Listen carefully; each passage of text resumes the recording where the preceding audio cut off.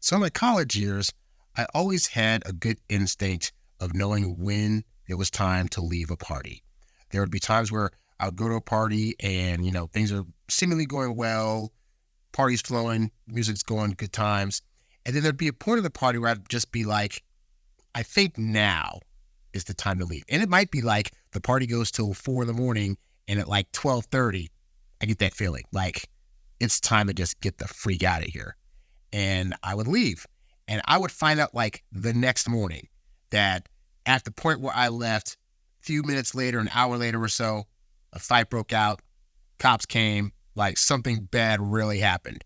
And that's happened a number of times in my life where I was just like, I just happened to leave. And then next thing I know, I hear about a story that something happened, something went down that was like bad or tragic or violent or whatever, right? And so I bring this up because in looking at this battle with Drake and Kendrick Lamar, the more I'm seeing the stuff that Kendrick's coming out with as it pertains to going after Drake, I think back to the moment where J. Cole bowed out of the battle. As you guys know, Kendrick came out with the song Like That with Future, where he went hard at J. Cole and Drake. And J. Cole was actually the first one to respond. He put out that 7-minute drill on the album Might Delete Later. And like a day after the album dropped, or like 2 days after the album dropped, he had that concert he did where he went on stage and said, hey, that diss that I made has been sitting well with me. I think Kendrick's actually a great artist. And so I'm going to respectfully bow out. I'm taking the song off streaming, which is now off streaming, much to my annoyance because I'd really like it on the mix. But anyway, he took it out. And J. Cole got dissed to Kingdom Come by Rap at Large, saying, but going back and forth is a sport and it's rap, and how could he just take himself out of the battle? He's not in the top 3 anymore. He's a punk for doing this, blah, blah, blah, right? So that was a month ago. So fast forward to now, where all the comments I'm seeing under the disses that Kendrick's put out has been, oh man, J. Cole was right. He got out when he needed to. He don't want none of the smoke. Like Kendrick's taking small light jabs here and there, but all of his attention's been at Drake, and the vitriol with which Kendrick came, I think on some level, J. Cole knew how great of a writer that Kendrick was and was like, if this goes any further, I don't want any retaliation. Like J. Cole's a person that did like a little light jab and was like, oh, but I really can't handle this bully, so let me get out of here, right? So he got a few jabs from Kendrick, but not nearly as bad. But just in the last week, like Kendrick came out with his disc a couple weeks ago, Push-Ups, and went at Kendrick and some other people. But he went at Kendrick and said, and then put out another disc, Tailor-Made Freestyle, where he was like, hey, where are you at? Why aren't you coming back to me, Kendrick? What's going on? I got this one dead person, this one alive person on AI to say, hey, you need to come in and fight me. And then like Kendrick took like 2 weeks and we were all like, why is he taking so long? And then this week we figured out why, because Kendrick came back with 3 disses. He came first with Euphoria, and then that was on Tuesday, right? And then Saturday morning I wake up and I'm seeing like 616, like another diss, like Drake ain't even responded yet. So 616 comes out, also fire. And then after that comes out, then freaking Drake came out with a song. I feel like Kendrick put out another song. Like he put out 616, and I feel like there was another song after that. Maybe there wasn't. But anyway, so then Drake comes out with his song, which I can't even think of the name of at this point in time, Family Matters or something like that.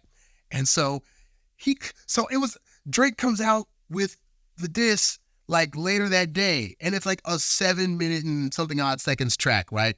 And I'm listening to it. It's got beat switch ups. He's going at Kendrick a little bit more hard now. He's mentioning about his wife, him being abusive towards his wife and all these other various things, and possibly not having the kids be one of his own. Like it was some solid hits in there, right?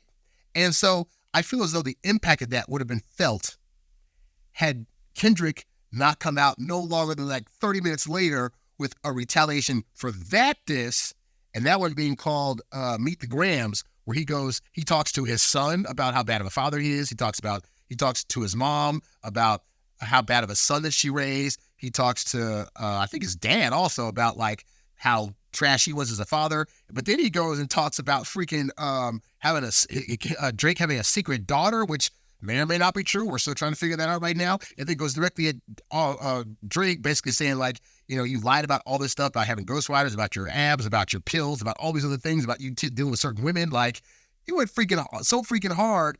And it's just like, I'm thinking like, oh my God, I cannot even imagine what he would have done with J. Cole. Like J. Cole seems like, to be fair, he's a pretty like even keel dude. Like when he's not in the spotlight, he's at home in North Carolina, like doing nothing else but just focusing on raps and focusing on his family. It's like, so I can't, it'd be interesting to see what Kendrick would have come out with, but oh my God, like Kendrick seems to have all the info. I don't know if he's putting out street soldiers to find out stuff about Drake, or he just known Drake for so long that it's just like, I got a bunch of stuff to say.